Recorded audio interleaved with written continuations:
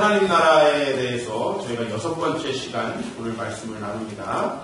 오늘 말씀은 마가복음 1장입니다. 예수님께서 아주 초기에 사역하셨던 내용을 오늘 기록하고 있는데, 예수님께서 제자들을 데리시고 여러 곳에 가셔서 전도하시는 장면입니다.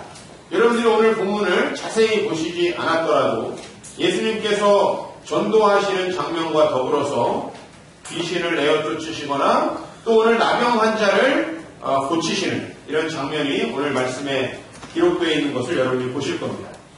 예수님이 무엇을 전도하셨을까 하는 것을 먼저 생각해 보면 당연히 하나님 나라가 가까이 왔다라는 것을 말씀하셨겠죠. 하나님 나라가 가까이 왔다라는 건 대단히 축복된 소식입니다. 우리가 이 세상에서 필요한 몇 가지 얻으려고 신앙생활을 하는 것이 아닙니다. 하나님 나라는 여러분들이 원하는 모든 것을 가장 적합한 방법으로 여러분에게 선물하고 주실 수 있는 능력의 나라이기 때문에 그렇습니다. 그래서 예수님은 그 하나님 나라를 여러분 모두에게 전하셨어요. 왜 전했느냐? 여러분들이 그 나라가 없으면 살 수가 없기 때문에. 그런데 우리는 종종 내가 이 세상을 살아가면서 그럭저럭 살만하면 이 하나님의 나라를 거부합니다.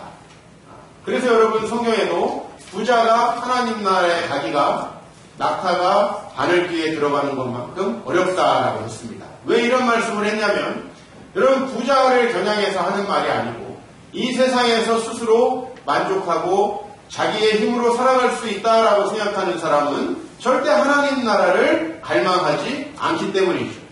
그래서 실제로 여러분의 삶에 여러분들이 하나님 앞에 돌아오게 된 경험들을 물어보면 대부분 인생에 좀 어려운 일들과 여러분이 주님께 돌아오는 것과는 상관관계가 있어요.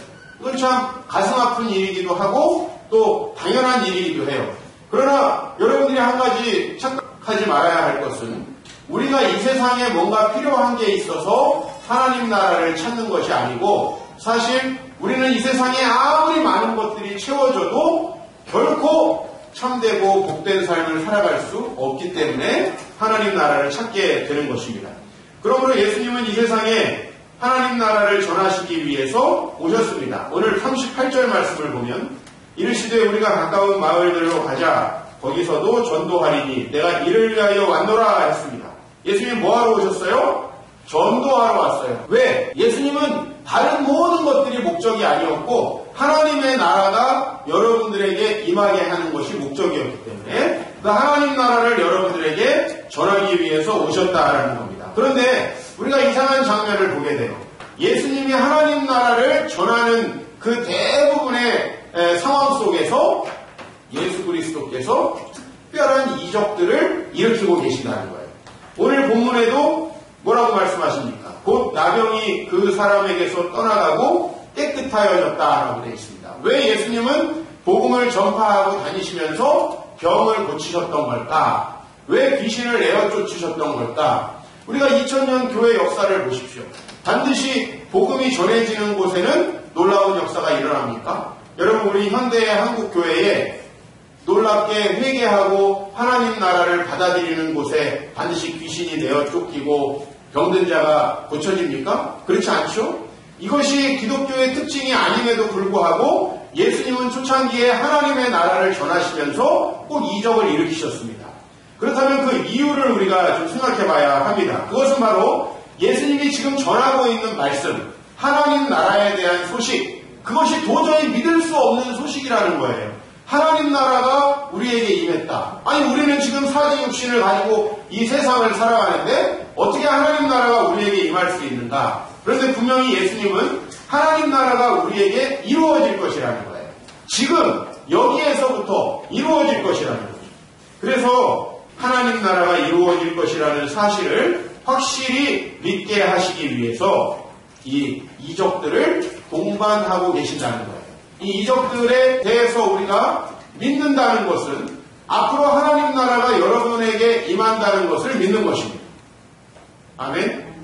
여러분, 이 이적들을 믿으십니까? 나병 환자가 살아나고 베데스다 물가에 병자가 살아나고 물고기 2마리와 보리떡 5개로 5,000명을 먹이고 바다가 잔잔케 되고 이 수많은 이적들이 일어났는데 이 이적들을 믿으신다면 여러분은 이 세상에서 하나님 나라를 누릴 수 있다라는 증거로 예수님이 그런 일들을 하셨다는 겁니다. 그런데 중요한 건 여러분들이 이 세상에서 그럭저럭 살만 할 때는 하나님 나라를 찾지 않는다는 겁니다. 왜냐하면 그 세상 것으로 여러분을 우선 채워보려고 하기 때문에 그렇죠.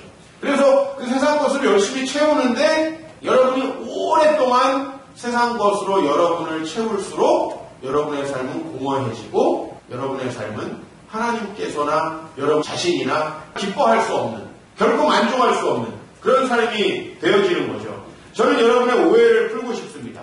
여러분이 원하는 것보다 더 좋은 것으로 하나님은 우리에게 주시기 위해 하나님 나라를 이 땅에 이루시는 것입니다. 제 말씀을 듣고 정말 하나님 나라를 경험하고 싶다면 오늘 말씀을 잘 경청해 주시면 좋겠습니다. 예수께서 우리의 소망이신 이유는 이 세상에서 우리가 겪는 몇 가지 문제들을 주님께 기도하면 주님이 마치 이적을 일으키셨던 대로 똑같은 것들을 나에게 일으켜주셔서 내 돈 문제를 해결해주고 내 건강 문제를 해결해줄 것이기 때문에 우리의 소망이 되는 것이 아닙니다. 반대로 이 세상에서는 우리의 별 소망이 안 되더라도 저 세상에 갈 때 영원한 천국을 우리에게 누리게 하기 위해서 그것만도 아니에요. 예수님께서 우리에게 소망이 되시는 이유는 이 세상 나라에서 도저히 얻을 수도 없고 설명할 수도 없는 그 어떤 완전한 나라의 백성의 삶을 여러분에게 주시기 때문이에요. 이것은 도저히 우리가 쉽게 이해할 수 없는 것이죠. 왜? 도저히 우리가 경험할 수 없는 것이니. 하나님의 나라는 예수님도 엄청나게 많이 설명하려고 노력을 하셨어요. 왜냐하면 이것은 우리가 쉽게 알 수 있는 것이 아니에요. 이 세상 이치로 설명할 수 있다면 아주 쉽게 알 수 있는데 그래서 예수님은 하나님 나라가 이런 거다라고 딱 부러지게 말씀하시지 않고 모든 것을 비유로 얘기하고 계시죠. 왜? 우리가 직접 하나님 나라를 설명하면 이해할 수가 없기 때문이에요. 그러나 그 하나님의 나라가 이 기독교의 전부이고 여러분들이 기독교 신앙을 갖기 때문에 경험해야 될 전부라는 걸 아셔야 돼요. 더 본질적으로 여러분들이 하나님의 나라를 소망하는 신앙생활을 하셔야 한다는 것입니다. 예수님께서 여러분에게 주시려고 하는 건 바로 그거예요. 그 하나님 나라. 우리가 이 세상에 살아가면서 시작된 하나님 나라, 그러나 또 우리의 죽음 이후에 완성될 하나님의 나라, 그 나라를 여러분에게 주시기 위함이에요. 그래서 마태복음 5장 3절에 심령이 가난한 자는 복이 있나니 천국이 저희 것이다. 예수님이 얘기하시는 거예요. 너희들 정말 하나님을 가난한 마음으로 갈망해라. 그러면 천국이 너희에게 임한다. 예수님이 그렇게 얘기하시는 거예요. 근데 우리의 마음이 갈망되지 않으면 그리고 갈망해서 주님 나라를 구해본 적이 없이 30년, 50년 신앙생활 한 사람도 전혀 하나님 나라를 경험하지 못한다는 것을 저는 알게 되었습니다. 하나님 나라가 아니라 여전히 교회에서도 세상 나라를 가르치고 경험하려는 사람들이 많다는 걸 알게 됐어요. 이 교회에 와가지고 세상처럼 뭔가 많은 일을 하고 뭔가 많은 것들을 얻고 뭔가 경력을 쌓고 내가 여기서 오래 돼가지고 뭔가 다른 사람들의 인정을 받고 직분을 받고 높아지려고 하는 이런 하나님의 나라가 아니고 세상 나라를 소망하는 사람이 교회에 너무 많다는 걸 알게 됐어요. 이유가 뭐냐? 하나님의 나라를 경험한 적도 없고 배워본 적도 없기 때문에 여러분 하나님 나라를 배워보지 못한 교회는 전적으로 세상 나라의 시스템으로 돌아가는 거예요. 그죠? 많은 공로를 세운 사람이 존경받고 높임을 받고 또 다른 사람들에게 불림하고 권세를 받고 이런 세상과 똑같은 그러나 여러분 우리가 종교 생활을 오래 한다고 천국을 누리는 것은 아닙니다. 여러분 마찬가지예요. 태어날 때부터 지금까지 신앙생활 하셨죠. 마음의 천국을 누려오셨습니다. 저는 여러분들이 정말 마음의 천국을 누리고 가정의 천국을 누리고 이 세상에서 천국을 누릴 때까지 열심히 사역할 겁니다. 왜? 그것이 주님이 여러분에게 주려고 했던 거기 때문에 그래요.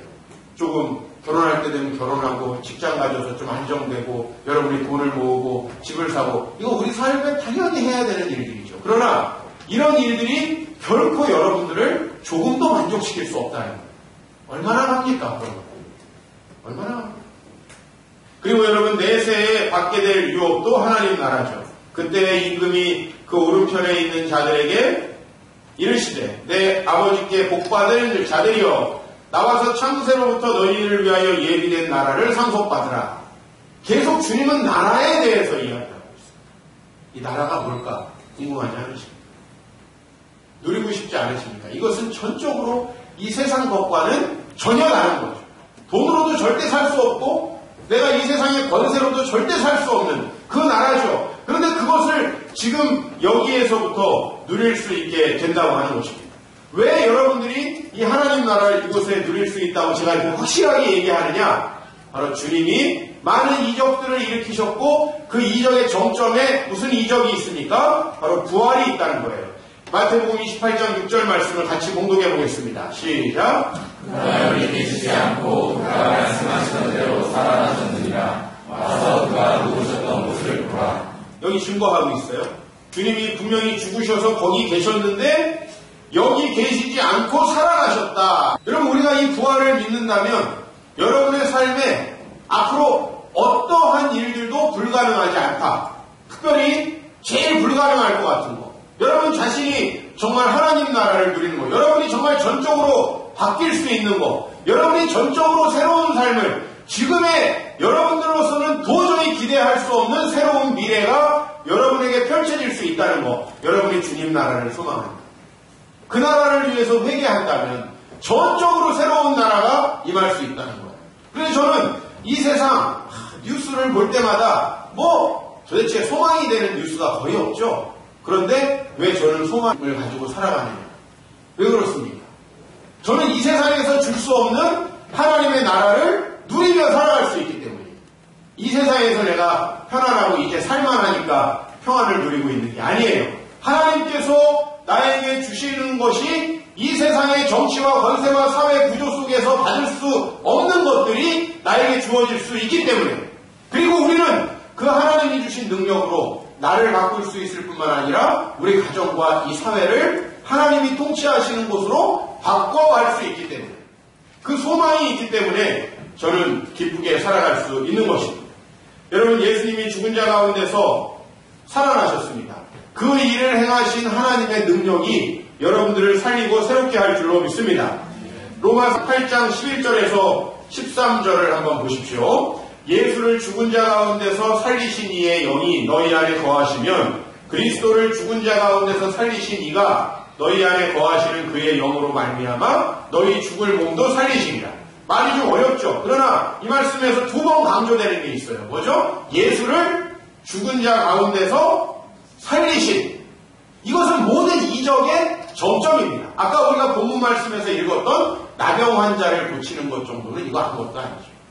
예수를 죽은 자 가운데서 살리신 그 분께서 우리 안에 거하시는 성령으로 말미암아 여러분의 죽을 몸을 살린다는 거예요. 여기서 죽을 몸은 우리가 어차피 죽을 인생이지 않냐, 한번 죽는 거 아니냐, 그 얘기를 하면 그 죽음이 아니에요. 마찬가지로 여기서 살리라도 여러분들이 죽은 다음에 부활할 것을 이야기하는 것이 아닙니다. 여기에서 죽을 몸이라는 것은 무엇이냐면 육신의 욕망대로 살아감으로 나도 내 가정도 이 사회도 아주 저주스럽게 만들 수밖에 없는 나의 인생을 이야기하는 거예요. 근데 그 인생이 우리를 죽은 자 가운데서 예수를 살리신 분의 능력이 우리 안에 임했을 때 우리가 변화되어서 놀랍게 새로운 삶을 살아간다는 거죠. 여러분의 자신이 변하는 걸 보게 될 것이고 여러분의 남편과 아내와 자녀들이 여러분의 주위가 변하는 것을 보게 된다는 거죠. 어떻게 되면? 하나님 나라가 우리에게 임하면. 그래서 계속해서 이렇게 얘기하고 있어요. 그러므로 형제들아, 우리가 빚진 자로서 육신에게 져서 육신대로 살 것이 아니니라. 아까 산다는 게 무슨 말인지 알겠죠? 죽을 몸이라는 건 육신에게 져서 육신대로 살아가는 것이에요. 그러나 우리가 육신대로 살면 반드시 죽을 것이로되 영으로서 몸의 행실을 죽이면 살리니. 이건 무슨 말이냐면 영혼이 좋고 육신을 나쁘고 이런 얘기가 아니고 이렇게 이원론적인 게 아니고 오늘 이 말씀은 하나님의 나라가 여러분에게 임했을 때 그 하나님의 놀라운 능력이 여러분에게 임했을 때 여러분은 전적으로 새로운 삶을 살게 된다. 목사님 저는 안 돼요. 목사님 제 마음은 늘 이렇게 시기와 질투로 가득 차 있어요. 목사님, 제 마음은 늘 분노로 가득 차 있어요. 제 마음은 상처로 가득 차 있어요. 저는 늘 시기와 질투와 욕망 가운데 가득 차 있어요. 괜찮습니다. 변할 수 있거든요. 새롭게 될 수 있거든요. 그 증거로 제시하는 게 뭐냐면 부활이에요. 부활을 믿으면서도 남편에 대해 소망을 갖지 못하고, 부활을 믿으면서도 아내에게 소망을 갖지 못하고, 부활을 믿으면서도 나에게 소망을 갖지 못한다면 부활을 뭐합니까? 우리를 죽은 자 가운데서 예수를 살리신 이의 영으로 말미암아 살리실 분이 계십니다. 그것을 믿으라는 것입니다. 즉 이 부활은 여러분에게 전적으로 새로운 삶이 가능하다고 얘기하고 있어요. 지금까지 여러분이 어떻게 살았는지 저는 다 알지 못합니다만은 아마 매우 후회스럽고 아직도 후회를 못했다면 장차 후회할 삶을 살았을 겁니다. 그러나 여러분 분명히 아셔야 될 것은 우리가 그런 삶을 계속하지 않을 수 있다는 거죠. 그런 삶이 우리에게 계속 이어지지 않을 수 있다는 겁니다. 하나님께서 성령의 놀라운 능력으로 여러분을 새롭게 하실 수 있다는 겁니다.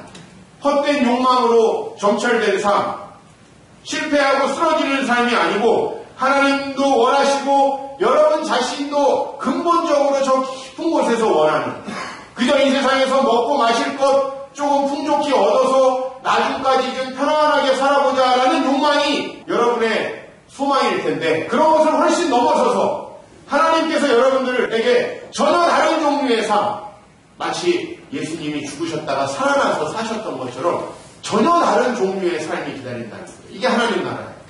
오늘의 요점은 뭐냐? 부활하신 예수께서 여러분이 새로운 삶을 살게 될 것의 증거라는 거죠. 그래서 사도 바울이 뭐라고 얘기해요? 나는 내 겉사람은 날로 후패하여지지만 내 속사람은 날로 새롭다. 무슨 얘기예요? 나이가 들어가지만 더 행복하다는 얘기예요. 더 기쁘다는 얘기예요. 더 즐겁다는 얘기예요. 여러분, 죄송한 말이지만 오늘이 여러분의 삶에서 가장 젊은 날이에요. 오늘이 여러분의 삶에서 가장 건강한 날이에요. 육신을 바라보고 여러분이 연금을 바라보고 그럴 때 우리는 그런 삶으로 행복을 누릴 수가 없습니다. 하나님께서 주시는 전혀 새로운 삶, 이렇게 설명을 하면 좀 이해가 될까요? 하나님 나라. 전적으로 새로운 삶이 여러분에게 시작된다는 도중으로 주님이 예수 그리스도를 살리셨다. 왜 지금에 만족합니까? 지금의 여러분의 삶에 왜 만족합니까? 왜 지금 여러분들이 변화되기를 소망하지 아니하고 돈만 더 생기기를 원합니까? 왜 지금 여러분들이 더 나은 삶을 소망하지 않고 건강하기만 원합니까? 왜 안 늙기만 원합니까? 그건 여러분에게 절대 소망이 되지 않아요. 그건 우리의 도구이죠. 하나님께서 이 세상을 살아가기 위해 우리에게 주신 도구일 뿐이죠. 사실 우리에게는 진정으로 하나님께서 주시는 전적으로 새로운 나라의 소식이 주어지고 있습니다. 여러분, 그 하나님의 능력을 믿으십니까? 여러분 자신을 신뢰하라는 게 아닙니다. 여러분 자신을 변화시킬 그 하나님의 능력, 에베소서 1장 19절에 이렇게 나와 있어요. 그의 힘의 위력으로 역사하심을 따라 믿는 우리에게 베푸신 능력의 지극히 크심이 어떠한 것을 너희에게 알게 하시기를 구하노라. 하나님께서 얼마나 놀라운 능력을 가지고 계신지 좀 알았으면 좋겠다. 사도 바울이 이렇게 기도하고 있어요. 그래야 우리에게 소망이 생기죠. 내가 앞으로 더 나아질 것을 소망하게 되죠. 더 소망되는 삶이 앞으로 나에게 펼쳐질 것. 내가 분명히 앞으로 늙을 것인데 늙는 것과 상관없이 더 놀랍고 새롭고 소망된 삶이 나에게 펼쳐질 거라. 이것이 여러분의 소망되시기를 주의 이름으로 축원합니다. 어느 정도로 하나님께서 우리를 높이셨느냐 하면 에베소 2장에 보면 허물로 죽은 우리를 그리스도와 함께 살리셨고 또 함께 일으키사 그리스도 안에서 예수 안에서 함께 하늘에 앉히시니, 여러분들이 지금 함께 하늘에 앉으셨다고 얘기를 하고 있어요. 이 하늘에 앉았다는 표현을 다른 성경에서는 왕노릇한다 라고 표현을 하고 있는데요. 여러분들이 이미 승리의 삶을 살 수 있는 자격은 있다는 거예요. 주어졌다는 거예요. 그게 예수님을 통해서. 근데 문제는 우리가 하나님 나라의 시민이 됐고 백성이 됐는데 그 하나님의 능력을 따라 살아가지 못해요. 그 이유가 뭐냐? 성령 충만하지 않기 때문에. 에베소서 5장 18절 오늘 말씀의 결론으로 드립니다. 술 취하지 말라. 이는 방탕한 것이니 오직 성령으로 충만함을 받으라. 이렇게 얘기하고 있습니다. 이 에베소서는 뭐라고 얘기하는 거냐면 술이라는 것은 여러분의 쾌락과 여러분의 육신의 욕망들을 이야기해요. 그런 욕망들에 취해 있으면 그것에 영향을 받죠. 술 드셔보신 분 알잖아요. 그죠? 가끔 기억도 잘 안 나고 이상하게 말이 많아지기도 하고 괜히 울기도 하고. 왜 그렇게 되죠? 우리가 강력하게 영향을 받기 때문에. 내가 뭔가에 강력한 영향을 받고 있을 때 나타나는 그런 현상이 성령이 충만할 때 나타난다. 그러려면 여러분 어떻게 해야 되겠어요? 의무적으로 교회 나오고 의무적으로 신앙생활하고 의무적으로 성경이 있는 게 아니라 하나님 나라를 소망하는 그 마음, 하나님 나라가 내 안에 이루어지기를 갈망하는 그 마음이 필요하다는 거죠. 그거면 충분하다는 것입니다. 그것이 바로 심령이 가난한 것. 그래서 여러분들의 삶이 바뀔 수 있고 성령이 충만해지기만 하면요 도저히 참을 수 없는 것들이 기쁘게 견딜 수 있게 되는 거예요. 남들은 야 저렇게 하고 어떻게 사냐 하는 삶이 나에겐 너무 쉬운 삶이 되는 거예요. 야 어떻게 저렇게 많은 일을 하고 사냐? 나에게는 별거 아닌 일이 되는 거예요. 왜? 성령에 충만하니까. 그러한 새로운 삶의 소망이 여러분에게 있기를 바랍니다. 지금 여러분 자신에게 실망스럽고 나는 이런 것들이 너무 안 좋아. 여러분 주변 환경에 실망했을 텐데요. 아닙니다. 하나님께서 새로운 능력으로 나와 내 주위를 다 바꾸실 줄로 믿습니다. 기도하겠습니다.